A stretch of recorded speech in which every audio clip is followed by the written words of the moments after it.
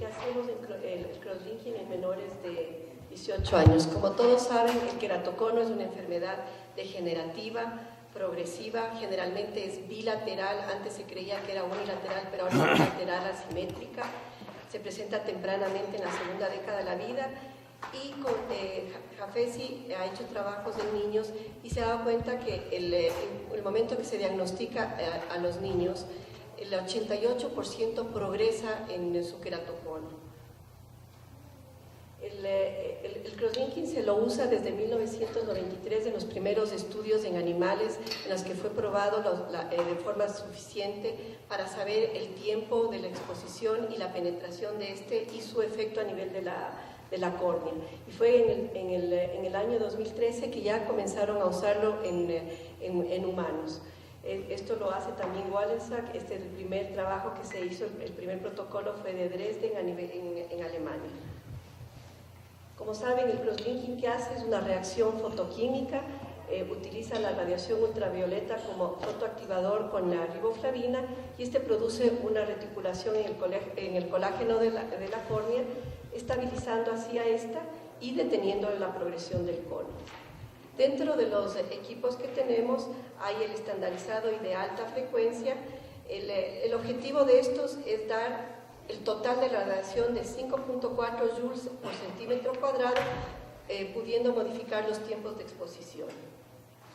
Dentro del IROC del equipo tenemos el de primera generación, que se daba 30 minutos, y la radiación, y vemos que la radiación no era uniforme desde la parte central a la periférica, pero con el nuevo IROC de 10 minutos vemos que la exposición de la radiación es mucho más uniforme y se la da mejor también hacia la periferia. Como estandarización, sabemos, ya lo dijeron ayer en muchas charlas, que tiene que tener un mínimo de grosor de 400 micras sin epitelio. Y mientras esté dando el tratamiento, si vamos haciendo las paquimetrías, que no baje de 320. Si vemos que va bajando, hay que ir hidratando a la córnea para que no haya problema a nivel del endotelio.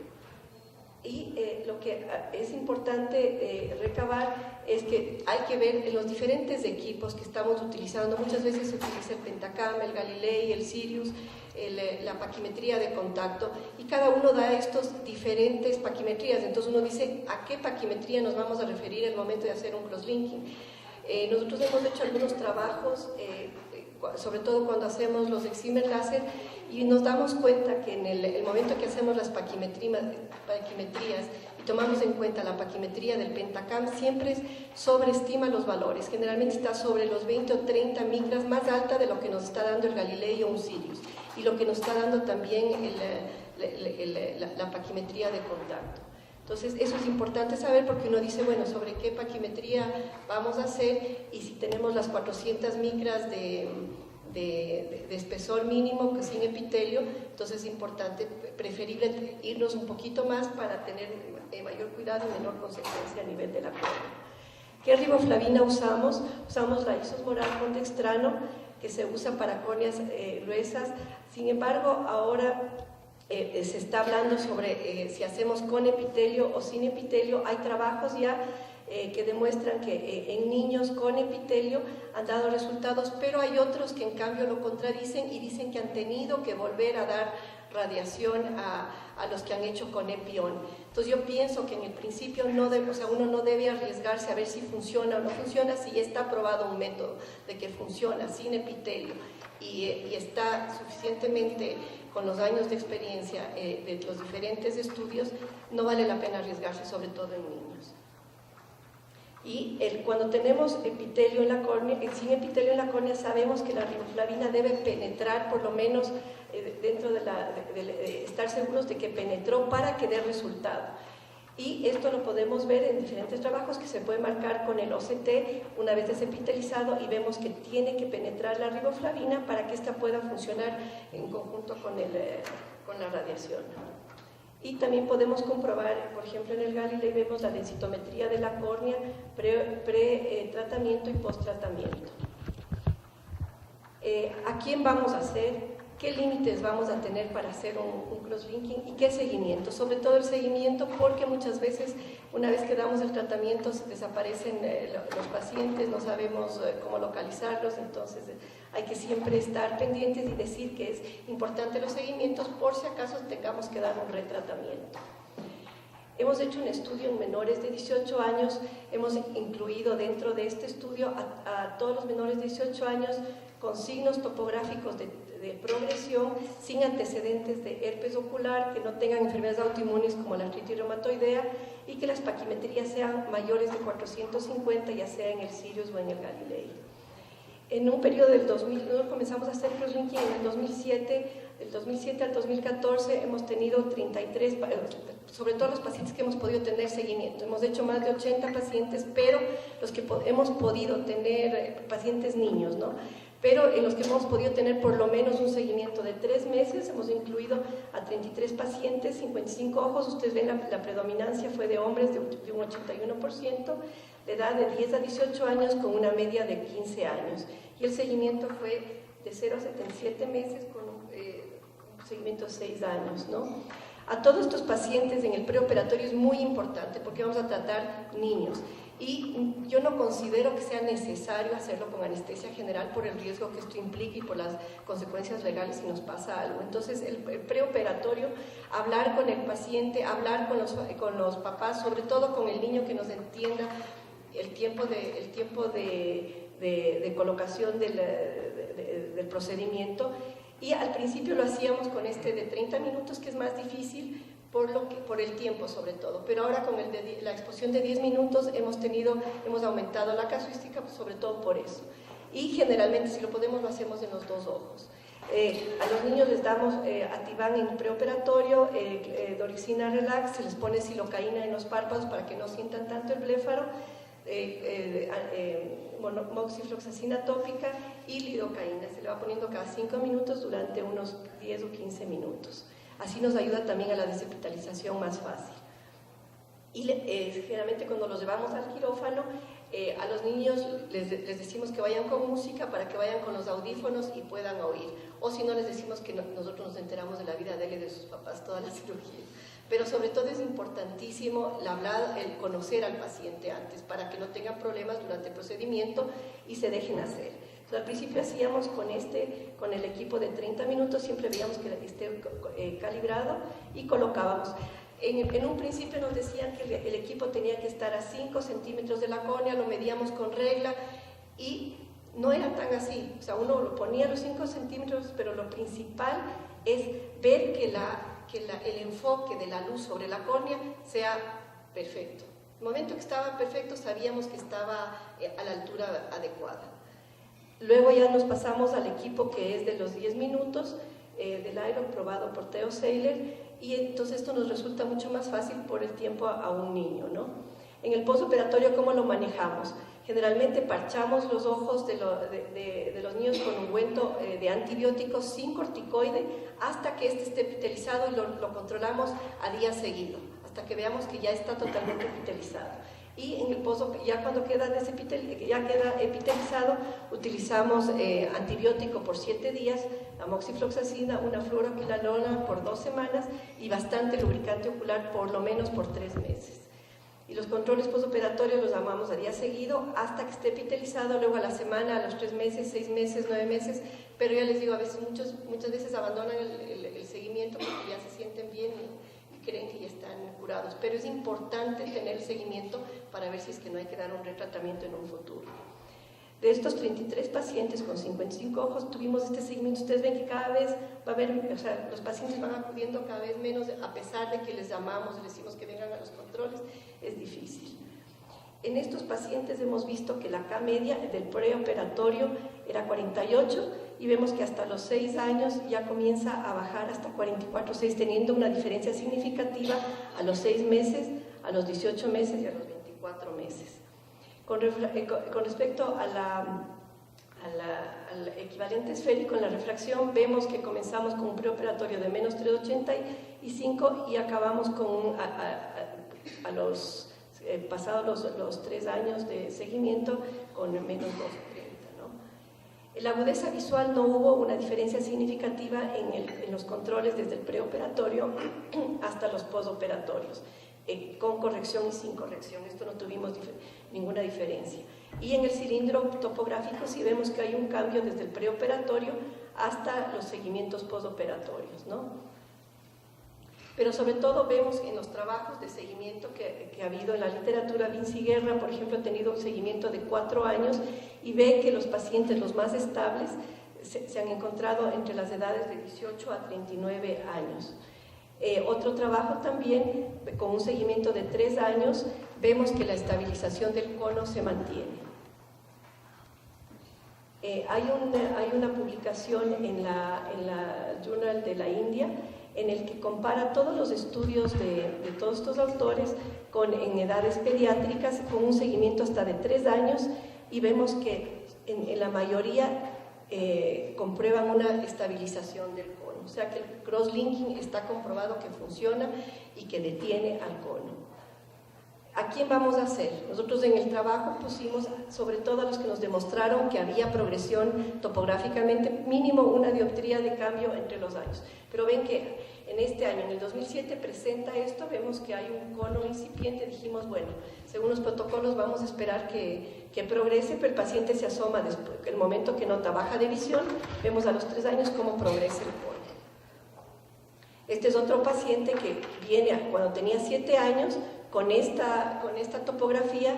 Según los estudios decíamos, tenemos que esperar que haya progresión para dar el crosslinking. Viene después de 5 años, cuando tenía 12 años, y vean este cono. Entonces, en la actualidad, vale la pena esperar de esto a esto. O sea, ya que tenemos un cono demostrado en la topografía, en la actualidad ya no se espera.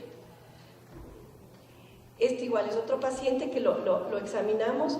Su madre tenía antecedente de queratocono. Vemos que en el ojo derecho, veíamos un cono pequeño. A los 10 años dijimos, bueno, vamos a estarle observando. Vemos que luego comienza a aumentar levemente. Hacemos el crosslinking. Estos eran de los primeros pacientes que hice y vemos que a los 3 meses pasa esto.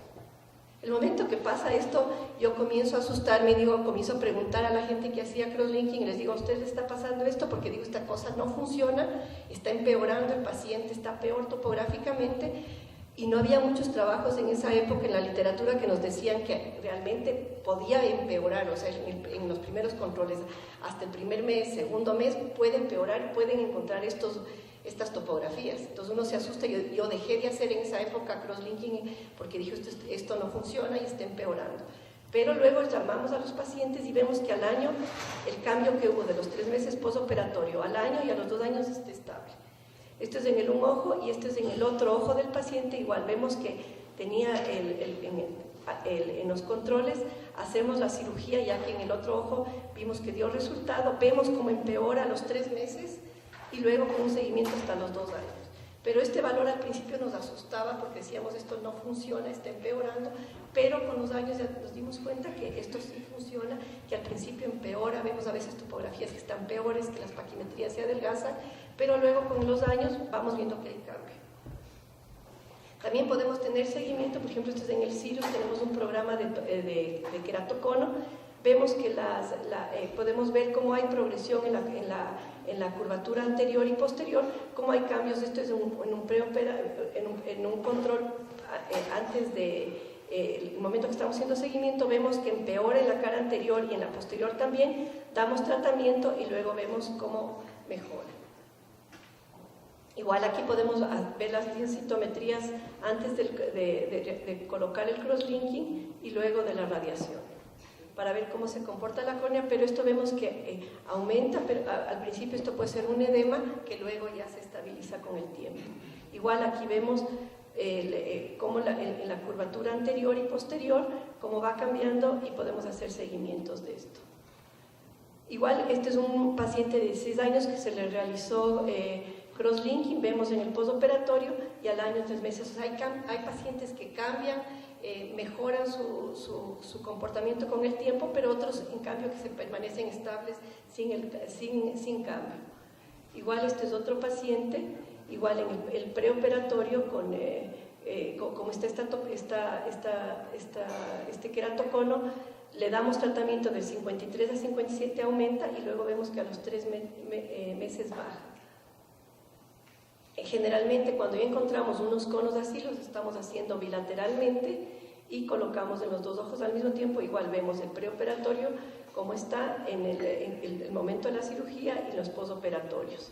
Entonces yo pienso que sí hay que comenzar a dar ya más tempranamente, una vez que ya se diagnostica un queratocono, hay que dar el tratamiento, sobre todo si tenemos queratoconos ya demostrados en una topografía. Cuando hay duda, esperar, pero si ya tenemos uno bilateral, ¿para qué vamos a esperar que este aumente? Igual, es otro paciente bilateral, vemos que en un ojo presenta este cono, en este también lo dimos el tratamiento bilateralmente, a pesar de que tiene un cono pequeño. Y en pacientes, por ejemplo, este es un paciente igual que tiene bilateral, pero vean el cono del ojo derecho, en cambio en el izquierdo ya es un cono muy grande con una deficiencia de visión, 15 años, en este hicimos al mismo tiempo crosslinking y anillos. Como complicaciones, hemos tenido un poco de haze, que esto va cambiando con el tiempo. Igual al principio nos asustamos porque veíamos un haze, veíamos estas marcas en la córnea, pero luego vimos que con el tiempo esto desaparecía. En nuestro análisis vimos que ninguno de los pacientes hemos tenido que progresó no hemos tenido que dar retratamientos. Hay diferencia significativa en las K medias, el cilindro también mejora. En la agudeza visual no hubo cambios significativos en nuestros pacientes y la mayoría de todos los pacientes que hicimos, solamente una hicimos con anestesia general, que fue una paciente Down. Entonces yo pienso que son los únicos pacientes que deberíamos usar dentro de un protocolo para poner anestesia general. El resto no necesitamos, hablando con ellos, ¿no? Como conclusiones, ¿qué podemos decir? Que tenemos que hacer tempranamente el cono para evitar la progresión y para evitar un trasplante. En Europa se dice que la primera causa de trasplante de córnea es por queratocono, y en Estados Unidos la segunda causa de trasplantes de córnea es por queratocono. Entonces, si es que lo hacemos tempranamente, cuando ya lo diagnosticamos, vamos a evitar realizar un trasplante en un futuro. Este paciente, que yo lo he mostrado en otros congresos, es un paciente que le hicieron crosslinking en ambos ojos y luego se descompensó de esta manera. Yo pienso que hay que tener los parámetros, o sea, bien claros, no hacer a cualquiera, tener claro el respeto al epitelio, sobre todo el grosor de la córnea, y no dejar, por ejemplo, que avancen hasta grados muy avanzados. En el Congreso Internacional, en el 9º Congreso Internacional de Crosslinking de Pediatría, en el 2013, Jafes y ya quedaron en que no se debe mostrar una progresión para poder hacer crosslinking, sino que una vez que se diagnostique un crosslinking un queratocono en un niño, hay que realizar el tratamiento. Y lo mismo en el ASCARS, en este que estuvimos en Boston el mes pasado, también ya se llegó a un consenso que todos los menores de 35 años que presenten queratocono debería hacerse crosslinking, y a los mayores de 35 años que demuestren una progresión en la topografía debería hacerse crosslinking. Pero yo considero que sobre todo a los menores de 18 años, una vez que esté diagnosticado de queratocono, hay que hacerlo. Ya es criterio de cada uno ver la de 18 a 35 años, porque a veces podemos estar dando sobre tratamientos en gente que no necesita. Gracias.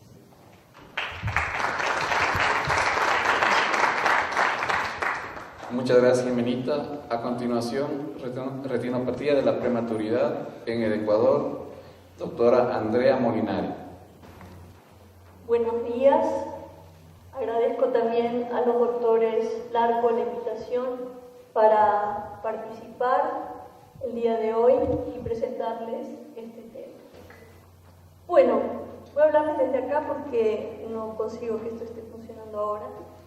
Y voy a empezar hablándoles acerca de la enfermedad en sí. Ustedes conocen que la retinopatía del prematuro es una enfermedad vasoproliferativa que afecta a los recién nacidos y que se produce porque, como ustedes conocen, en los recién nacidos nacen con parte de su retina que todavía no está vascularizada, y entonces esta retina avascular, el momento en que se comienza a disminuir la administración de oxígeno en las incubadoras, siente que falta oxígeno y comienza a secretar factores vasoproliferativos que van a estimular la formación de neovasos en la periferia retiniana. Estos neovasos confluyen, como ustedes pueden ver en este preparado post-mortem, y forman una especie de membrana retráctil que tira de la membrana, que tira de la retina, produciendo su desprendimiento. Si esta enfermedad no recibe tratamiento oportuno en estos estadios, la enfermedad puede progresar a un desprendimiento de retina total y a la ceguera del paciente, como pueden ver ustedes en esta joven. La retinopatía del prematuro, desgraciadamente, sigue siendo una causa significativa y muy importante de ceguera en el mundo, especialmente en aquellos países de alto desarrollo, pero fundamentalmente en aquellos de mediano desarrollo. Si vemos la distribución de la ceguera por retinopatía de prematuro en el mundo, vemos de que la enfermedad no es muy importante como causa de ceguera en países desarrollados como Angloamérica y Europa Occidental, debido a que ellos tienen sistemas de cuidados neonatales muy desarrollados que hacen que la incidencia de esta enfermedad sea baja y que los pocos casos que ellos detectan sean oportunamente diagnosticados y tratados. En el continente africano la incidencia todavía es baja, aunque está en aumento, porque ellos, por su lado, no tienen buenos servicios de cuidados neonatales, lo que hace que los niños prematuros y muy enfermos no sobrevivan y por eso no aparece la enfermedad. Sin embargo, en países como Latinoamérica y especialmente Asia, donde realmente esta enfermedad ha surgido en los últimos años como causa muy importante de retinopatía del prematuro, los sistemas de cuidados neonatales están lo suficientemente desarrollados, pero no así los controles o los programas de screening para detectar y tratar oportunamente. En el Ecuador, desgraciadamente, ya hace 10 años, sigue siendo la primera, hace más de 10 años en realidad, sigue siendo la primera causa de ceguera infantil. En el Ecuador se empezó a hablar de la retinopatía del prematuro más o menos en la década de los 80, donde el doctor Lenín León, el neonatólogo de la maternidad Isidro Ayora, llamó la atención sobre esta enfermedad y pidió ayuda al doctor Gerardo López para empezar a chequear a estos niños. Como resultado de este trabajo, el doctor López publicó este trabajo en la revista de la Sociedad Ecuatoriana de Oftalmología. Luego tomaron la posta los doctores Almeida, especialmente el doctor Alfonso, la doctora Carmen, quienes hasta el día de hoy siguen chequeando a los niños en la maternidad. Otros médicos que se han interesado por esta enfermedad y publicado sus trabajos son el doctor Francisco Pérez Poli, la doctora Hortensia Betancourt, que se han ocupado mucho de los niños prematuros del Instituto Ecuatoriano de Seguridad Social. Nosotros también en el Hospital Metropolitano hicimos un trabajo y lo publicamos también en la revista de la Sociedad Ecuatoriana de Oftalmología en el año 93. Pero probablemente la persona que más prematuros ha examinado aquí en el Ecuador ha sido el doctor Renato Semilla en la maternidad Sotomayor de Guayaquil. Ustedes saben que es una de las maternidades, o por lo menos antes, era una de las maternidades con mayor índice de nacimientos en toda Latinoamérica. En el año 2002, junto con la doctora Vargas, hicimos un estudio en los dos institutos paraciegos más importantes del país, en Quito y en Guayaquil, y encontramos que la retinopatía del prematuro era, y en forma muy significativa, la principal causa de ceguera infantil. A pesar, ahora, ¿por qué? Porque ya se habían publicado algunos artículos, como los que les mencioné anteriormente. Sin embargo, fíjense que en el año 2001, en un trabajo presentado en el 12º Congreso Ecuatoriano de Pediatría, sobre la evaluación de la calidad de atención perinatal en el Ecuador, se llamó la atención que en los niños por debajo de 1500, fíjense que nosotros chequeamos acá niños de por debajo de 1900, pero en este estudio de niños por debajo de 1500, solo el 19% había recibido una evaluación oftalmológica. Las cosas empezaron a cambiar un poco en el año 2003, cuando la OMS, en conjunto con el Club de Leones Internacional, se juntaron para financiar y apoyar programas de prevención de ceguera en todo el mundo. En Bogotá, en el año 2003, se efectuó el taller regional para la planificación de programas de prevención o de eliminación de ceguera infantil prevenible, donde participaron los países de Latinoamérica que ustedes ven aquí señalados en rosado. Como resultado de este taller nació el proyecto de prevención de ceguera infantil en el Ecuador, cuya meta fue la de desarrollar servicios de salud ocular con el objeto de disminuir la ceguera infantil prevenible en el Ecuador. Obviamente, como la retinopatía del prematuro era la principal causa, el principal objetivo de este programa fue incrementar la cantidad y calidad de atención oftalmológica en prematuros para disminuir la ceguera por retinopatía del prematuro. Así nació también el Plan Nacional para la Prevención de la Ceguera, por ROP, con la conformación de un comité nacional que se encargó de elaborar hojas de protocolo de uso a nivel nacional, protocolos de screening, se encargó de organizar el primer